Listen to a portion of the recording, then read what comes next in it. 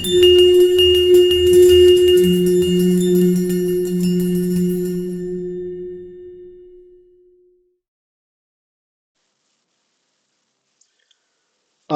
सप्तमोऽध्यायः। अश्वत्थामा द्वारा द्रौपदी के पुत्रों का मारा जाना और अर्जुन के द्वारा अश्वत्थामा का मान मर्दन।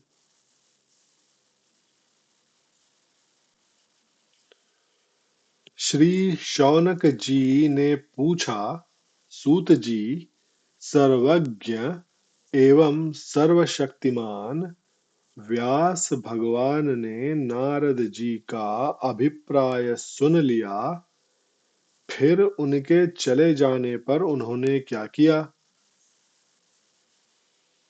श्री सूत जी ने कहा, ब्रह्मनदी सरस्वती के पश्चिम तट पर श्यामाप्रास नाम का एक आश्रम है।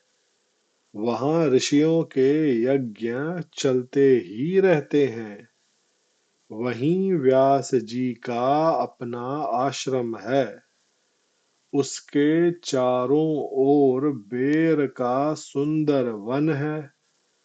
उस आश्रम में बैठकर उन्होंने आचमन किया और स्वयं अपने मन को समाहित किया। उन्होंने भक्ति योग के द्वारा अपने मन को पूर्णतया एकाग्र और निर्मल करके आदि पुरुष परमात्मा और उनके आश्रय से रहने वाली माया को देखा।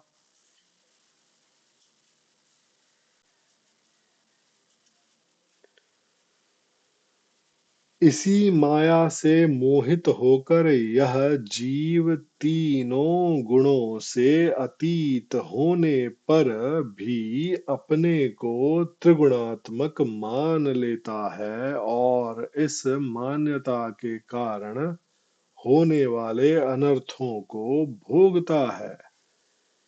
इन अनर्थों की शांति का साक्षात साधन है केवल भगवान का भक्ति योग। परंतु संसार के लोग इस बात को नहीं जानते। यही समझकर उन्होंने इस परमहंसों की संहिता श्रीमद् भागवत की रचना की। इसके श्रवण मात्र से पुरुषोत्तम भगवान श्री कृष्ण के प्रति परम प्रेममयी भक्ति हो जाती है, जिससे जीव के शोक मोह और भय नष्ट हो जाते हैं। उन्होंने इस भागवत संहिता का निर्माण और पुनरावृत्ति करके इसे अपने निवृत्तिपरायण पुत्र श्री शुकदेव जी को पढ़ाया।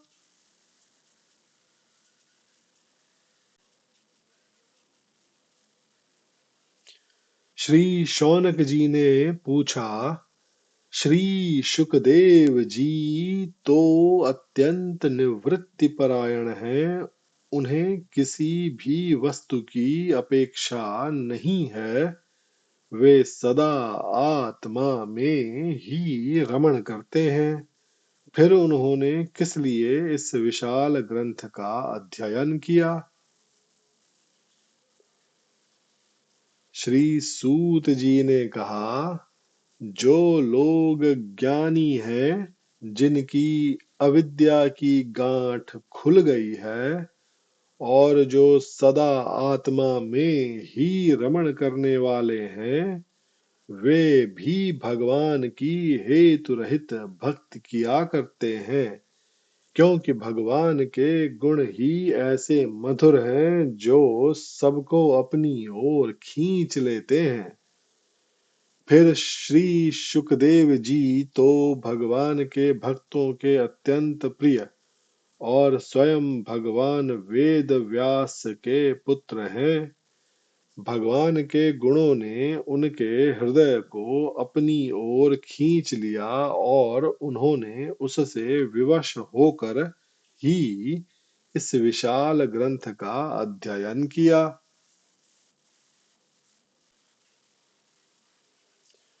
शौनक जी, अब मैं राजर्षि परीक्षित के जन्म, कर्म और मोक्ष की तथा पांडवों के स्वर्गारोहण की कथा कहता हूँ, क्योंकि इन्हीं से भगवान श्री कृष्ण की अनेकों कथाओं का उदय होता है।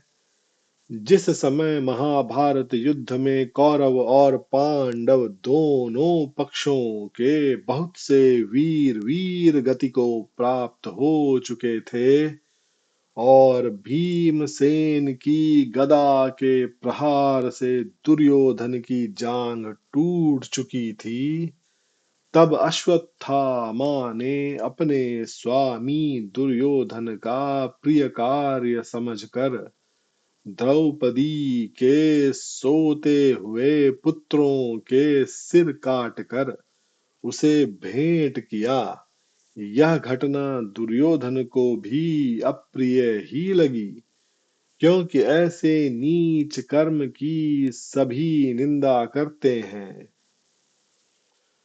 उन बालकों की माता द्रौपदी अपने पुत्रों का निधन सुनकर अत्यंत दुखी हो गई। उसकी आंखों में आंसू छल छलाए, वह रोने लगी। अर्जुन ने उसे सांत्वना देते हुए कहा,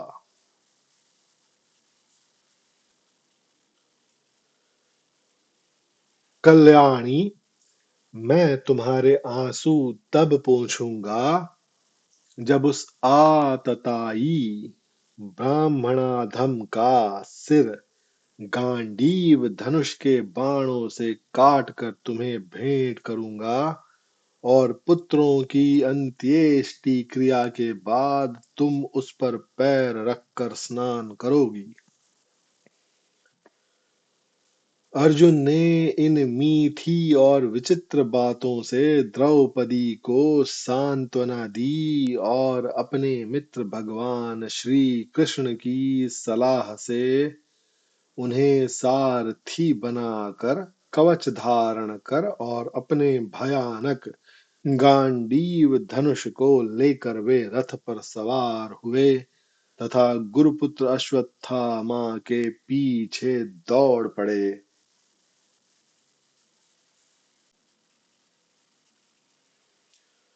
बच्चों की हत्या से अश्वत्थामा का भी मन उद्विग्न हो गया था।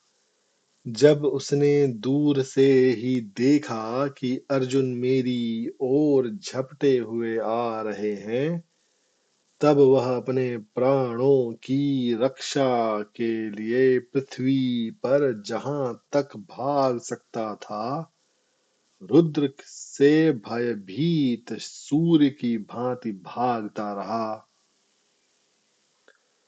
शिवभक्त विद्युतमाली दैत्य को जब सूर्य ने हरा दिया, तब सूर्य पर क्रोधित हो भगवान रुद्र त्रिशूल हाथ में लेकर उनकी ओर दौड़े। उस समय सूर्य भागते भागते पृथ्वी पर काशी में आकर गिरे। इसी से वहां उनका लोलार्क नाम पड़ा है।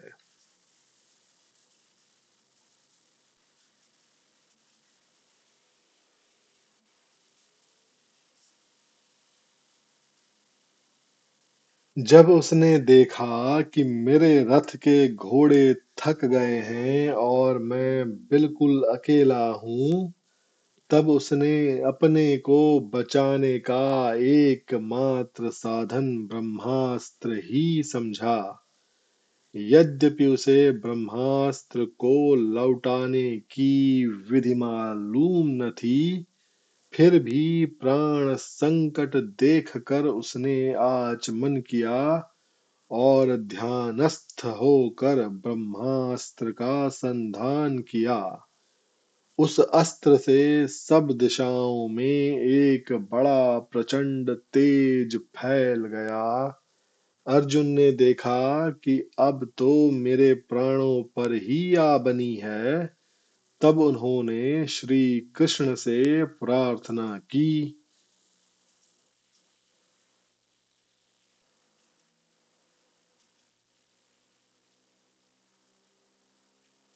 अर्जुन ने कहा, श्री कृष्ण, तुम सच्चिदानंद स्वरूप परमात्मा हो। तुम्हारी शक्ति अनंत है। तुम ही भक्तों को अभय देने वाले हो। जो संसार की धधकती हुई आग में जल रहे हैं, उन जीवों को उससे उबारने वाले एकमात्र तुम ही हो। तुम प्रकृति से परे रहने वाले आदि पुरुष साक्षात परमेश्वर हो।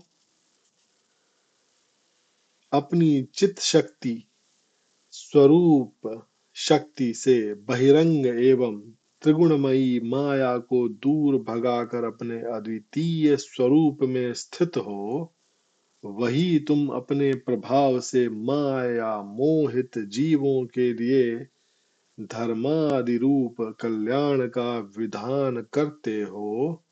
तुम्हारा यह अवतार पृथ्वी का भार हरण करने के लिए और तुम्हारे अनन्य प्रेमी भक्तजनों के निरंतर स्मरण ध्यान करने के लिए है।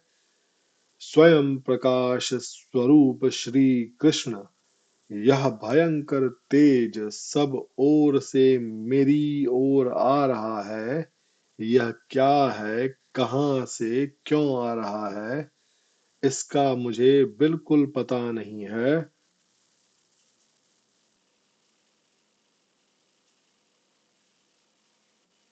भगवान ने कहा, अर्जुन, यह अश्वत्थामा का चलाया हुआ ब्रह्मास्त्र है।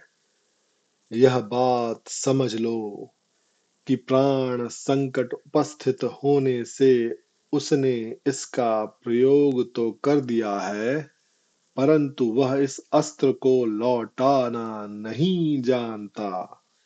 किसी भी दूसरे अस्त्र में इसको दबा देने की शक्ति नहीं है। तुम शस्त्रास्त्र विद्या को भली भांति जानते ही हो। ब्रह्मास्त्र के तेज से ही इस ब्रह्मास्त्र की प्रचंड आग को बुझा दो।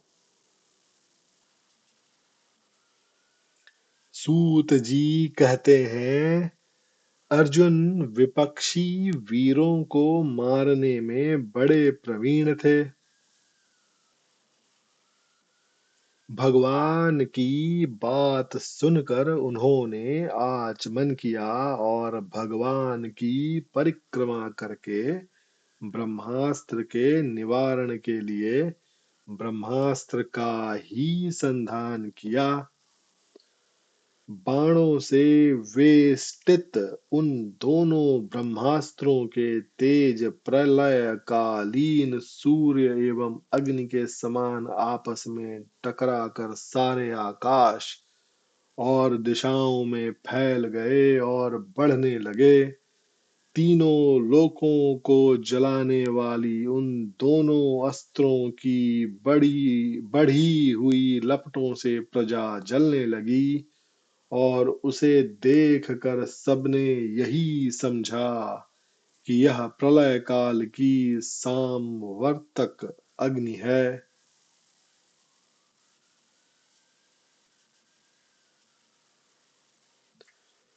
उस आग से प्रजा का और लोकों का नाश होते देखकर भगवान की अनुमति से अर्जुन ने उन दोनों को ही लौटा लिया।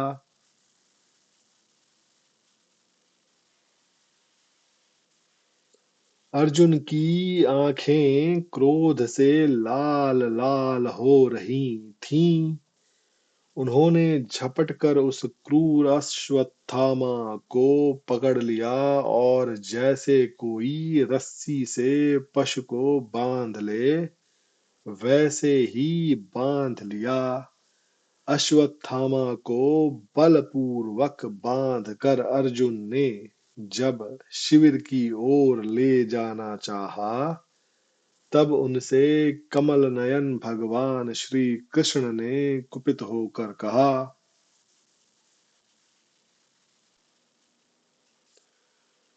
अर्जुन, इस ब्राह्मणाधम को छोड़ना ठीक नहीं है, इसको तो मार ही डालो। इसने रात में सोए हुए निरपराध बालकों की हत्या की है। धर्मवेत्ता पुरुष असावधान, मत वाले, पागल, सोए हुए बालक, स्त्री, विवेक ज्ञान शून्य, शरणागत, रथहीन और भयभीत शत्रु को कभी नहीं मारते, परंतु जो दुष्ट और क्रूर पुरुष दूसरों को मारकर अपने प्राणों का पोषण करता है, उसका तो वध ही उसके लिए कल्याणकारी है। क्योंकि वैसी आदत को लेकर यदि वह जीता है तो और भी पाप करता है और उन पापों के कारण नरकगामी होता है।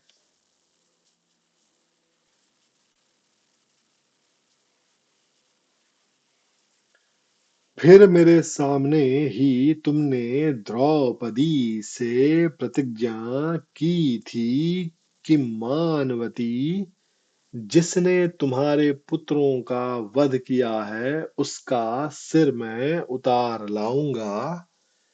इस पापी कुलांगार आतताई ने तुम्हारे पुत्रों का वध किया है और अपने स्वामी दुर्योधन को भी दुख पहुंचाया है। इसलिए अर्जुन, इसे मार ही डालो। भगवान श्री कृष्ण ने अर्जुन के धर्म की परीक्षा लेने के लिए इस प्रकार प्रेरणा की, परंतु अर्जुन का हृदय महान था।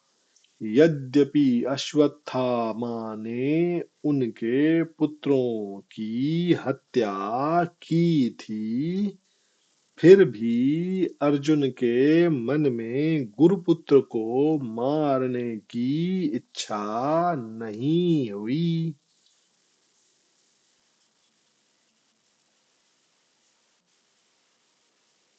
इसके बाद अपने मित्र और सारथी श्री कृष्ण के साथ वे अपने युद्ध शिविर में पहुंचे। वहां अपने मृत पुत्रों के लिए शोक करती हुई द्रौपदी को उसे सौंप दिया। द्रौपदी ने देखा कि अश्वत्थामा पशु की तरह बांध कर लाया गया है। निंदित कर्म करने के कारण उसका मुख नीचे की ओर झुका हुआ है। अपना अनिष्ट करने वाले गुरुपुत्र अश्वत्थामा को इस प्रकार अपमानित देखकर द्रौपदी का कोमल हृदय कृपा से भर आया और उसने अश्वत्थामा को नमस्कार किया।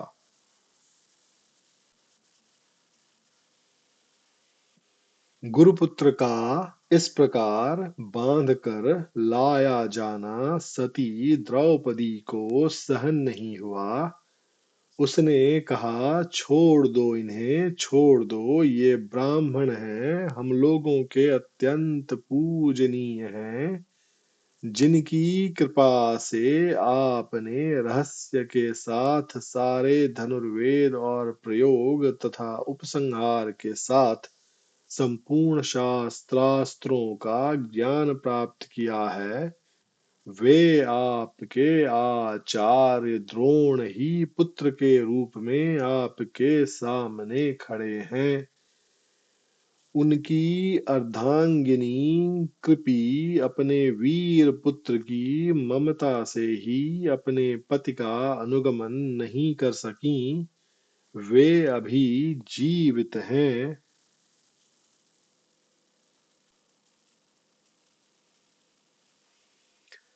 महाभाग्यवान आर्यपुत्र, आप तो बड़े धर्मज्ञ हैं। जिस गुरुवंश की नित्य पूजा और वंदना करनी चाहिए, उसी को व्यथा पहुंचाना आपके योग्य कार्य नहीं है। जैसे अपने बच्चों के मर जाने से मैं दुखी होकर रो रही हूँ और मेरी आंखों से बार बार आंसू निकल रहे हैं, वैसे ही इनकी माता पतिव्रता गौतमी न रोएं।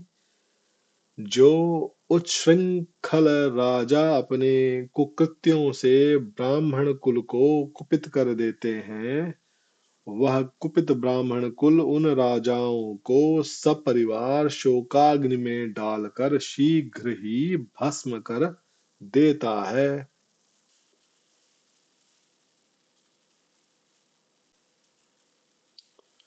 सूत जी ने कहा, शौनकादि ऋषियों, द्रौपदी की बात धर्म और न्याय के अनुकूल थी। उसमें कपट नहीं था, करुणा और समता थी। अतएव राजा युधिष्ठिर ने रानी के इन हित भरे श्रेष्ठ वचनों का अभिनंदन किया। साथ ही नकुल, सहदेव, सात्यकी, अर्जुन, स्वयं भगवान श्री कृष्ण और वहां पर उपस्थित सभी नर नारियों ने द्रौपदी की बात का समर्थन किया। उस समय क्रोधित होकर भीमसेन ने कहा, जिसने सोते हुए बच्चों को न अपने लिए और न अपने स्वामी के लिए बल्कि व्यर्थ ही मार डाला, उसका तो वध ही उत्तम है। भगवान श्री कृष्ण ने द्रौपदी और भीमसेन की बात सुनकर और अर्जुन की ओर देखकर कुछ हंसते हुए से कहा,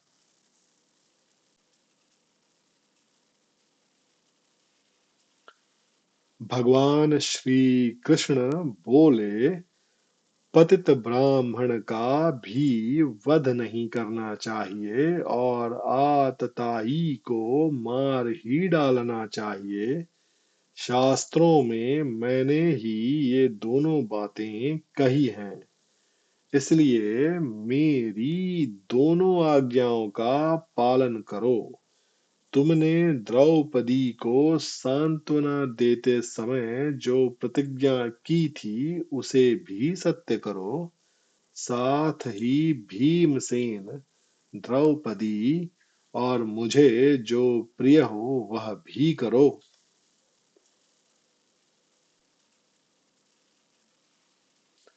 सूत जी कहते हैं, अर्जुन भगवान के हृदय की बात तुरंत ताड़ गए और उन्होंने अपनी तलवार से अश्वत्थामा के सिर की मणि उसके बालों के साथ उतार ली। बालकों की हत्या करने से वह श्रीहीन तो पहले ही हो गया था, अब मणि और ब्रह्म तेज से भी रहित हो गया। इसके बाद उन्होंने रस्सी का बंधन खोलकर उसे शिविर से निकाल दिया।